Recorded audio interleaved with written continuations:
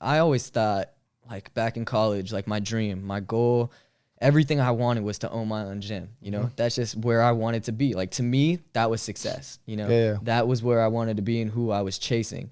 And now that I'm at that stage, it's amazing. I mean, don't get me wrong. I'm proud. I'm happy. Like, this is everything I want. But I'm starting to realize what I really wanted deep down is to build that empire so I can help as many people to reach their goals, to feel great about themselves, to have that confidence, you know what I mean? And build that structure that they've always been waiting for. And so for me, that I'm starting to realize that that's my journey. Okay. So yeah, you always have stepping stones. At the end of the day, this success right now, or that, you know, what you're thinking of to be successful now, once you reach it, could be just a stepping stone of success, but then you want to continue your journey of being more successful, That's how, you know, it's like building up. So that's good. But before we continue on that part, let's go back a little bit and talk about about the gym you were going, because we don't want to go from here to there. We want to go back a little bit. So let's talk about that part. So you started at that little $13.50 an hour in and out. I'm just kidding. I think they got actually paid more. That's what I'm saying. I'm messing around because I know they pay you shit. But so anyways, you started there. You were training there. How long were you there for training? So I was there for about a year. And this was at Chico, right? It was at Chico. Okay. And it was actually after I graduated. So I stayed in Chico. Chico's a small town, you know, and so I wasn't really knowing what I was doing with my life. Is that the party town? The party college? It is, man. Said you went there, huh? We had a good time. But, I mean, I had to escape from that, you know, because it was that. Yeah. And so it's like, even though I graduated, I was still living the same life I was living when I was in college. Yeah. And so it ended up being one of the trainers there who was an absolute, I mean, he was just a fun guy. Like, he wasn't meant to be, you know, working there as a trainer, but he was a cool guy to be around. He introduced me to what's called Lifetime Fitness. And Lifetime Fitness is this huge, beautiful model of a gym. I don't know if you guys have heard of it, but it's basically like the Equinox, and it's like a resort, basically. And so I saw this place, and I was like, oh my God, like, if I could work there, like, if I could be there, I made it. Like, these are the best of the best, you know, in my eyes. That's what I saw it as. And so I ended up putting in an application, and, you know, long story short, I got the job. This job, it was amazing. It was everything that you would want. You know, it's a resort life. You're going there, you're feeling good, you know, beautiful people, beautiful environment. But don't get me wrong, it was amazing. There was 40 trainers total, 40. You know, you learn a lot from a lot of different people, and they were high-end trainers. But the job just wasn't for me. It was nothing but sales. Yeah. You know? It's just like 24, man. When I worked there, it's all about sales. At the end of the day, it's like they look at you as like, it doesn't matter what you look like, how excited you are to train people, is if who sells the most, you know? And at the end of the day, that does help you though. That part of, you know, even though it sucked at the time, because again, we were in the process of becoming better trainers at the time. And that part probably helped you now in your business, because now you think about it, you actually got to sell all the time, right? All the time. So it's almost good that you were in that process. Maybe you weren't that great at the moment because you were still new. Just like when I was at 24, you know, my club manager was on my ass all day because I was like not really making sales. But again, I was young. I was a little bit unconfident as far as like, oh, I'm this young trainer. I mean, I know I'm good at this stuff, but what if this older dude or whatever person doesn't really believe in my training, especially when the memberships or personal training is going to be like $2,000-$3,000 for so many sessions. Like, how do you sell that to someone, you know? Mm-hmm. So again, I feel like even though that was like the hard part, like we kind of hated that in the beginning, it almost helped us now, because now we understand what our club managers wanted us to do.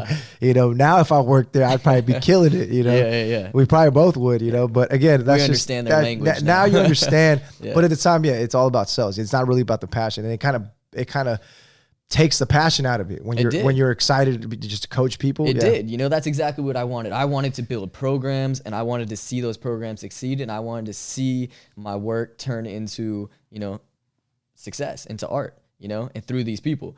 And instead of it being about that, it was just about, oh, you sold $10,000 this month, let's get 20 next. Yeah. And so, I mean, I stuck with it for a while, and then actually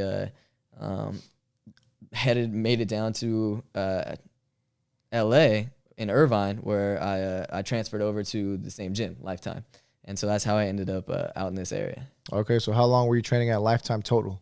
I've been 2.5 years. So you trained 2.5 years there? Okay, cool. And like I said, like it was a great place to be because of the learning experience, you know, because of the 40 other trainers that you had there, because of the hands-on experience that you get, because I got to, you know, work with people, build relationships. I got to see the job hands-on. Yeah, like a system. You got to see a system, how to do calls. You probably had to go on the phone, do calls, talk to people, get uncomfortable. Things that you weren't used to, you had to go out there on the floor and talk to random people, just get uncomfortable. Like, I mean, it's things that I did at 24. Right. And that's honestly, in life in general, that's the only way to do something is you have to get out there and you got to just go for it. And you're going to fail and you're going to fall and you're going to get discouraged, but you have to let that fear drive you. You have to, because right, if fear's standing in your way, you have two choices. You know, you could go through it or you can just stay still and let it control your life, you know? Yep. And I know the person that you are and the same person that I am. That's just, neither of us are going to allow that to drive us. You know what that's called? That's called the Mamba mentality, bro. Shout out to Kobe, man. Hey. R.I.P. Kobe. Yeah.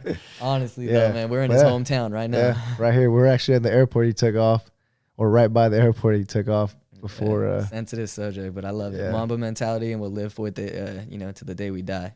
Yes, sir. Yes, sir.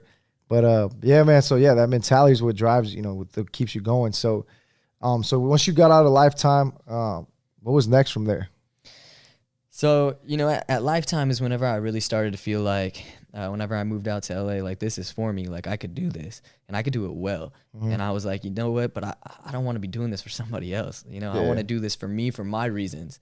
You know, I want, like, yeah, of course I want success. Of course I want, you know, my gym to flourish, but I just want to help as many people as I possibly can.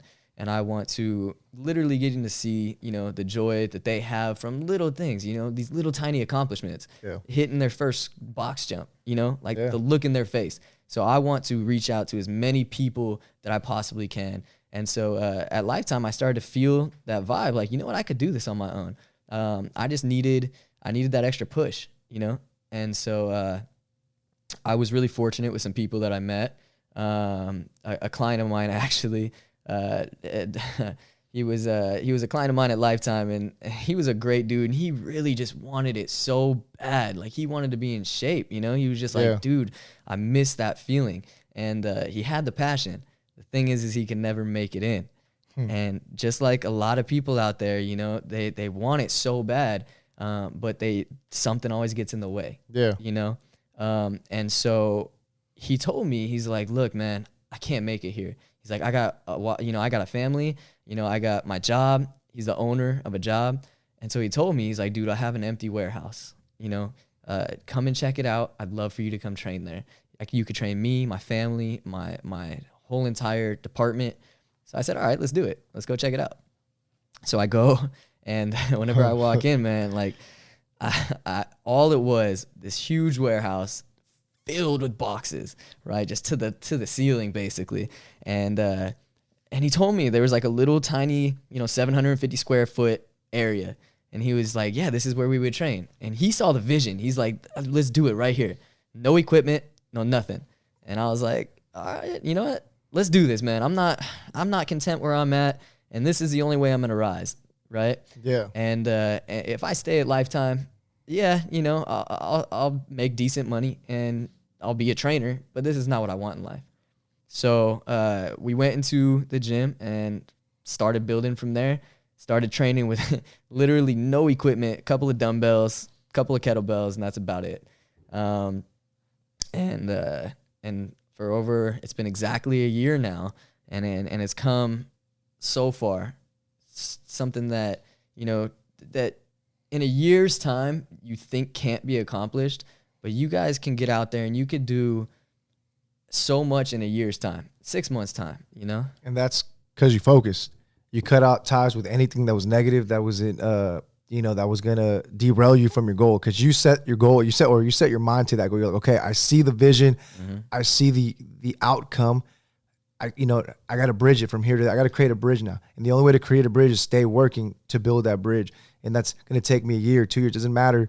But I need to cut ties with anything that's gonna make my distance or make me distance or make the time longer. Exactly. So I knew I had to cut that tie to the point where I couldn't go back. Yeah. You know, I couldn't look back. There was no back. Because you see the success. That's, day by day, you see the progress. You're like, oh, man, I feel it. I see it. Your back's up against the wall, and the only way you can look is forward. Yep. And so, and it just slowly, gradually built. And they saw the same vision. You know, I would instill it in them every single day that we were training, what our vision was. And they grew so passionate with not only the vision, but fitness. And that was your clients, right? These are my clients. You're motivating them. So that's another pointer, guys. Another tip for you as a trainers, you know, or beginning trainers, or anybody trying to build a gym or a business, you know, as far as that goes. It's obviously you have to be able to show a vision to your clients. You know, when they come to you, you got to be inspiring, motivating, and they got to look up to you. You know, and these clients obviously looked up to Aaron. They've obviously at some point looked up to me, as you know, when I started my gym as well, because they saw the vision, they saw the passion, and so they followed. People want to be around passionate people, and they got that drive, because nobody wants to be around anybody that's putting them down or negative.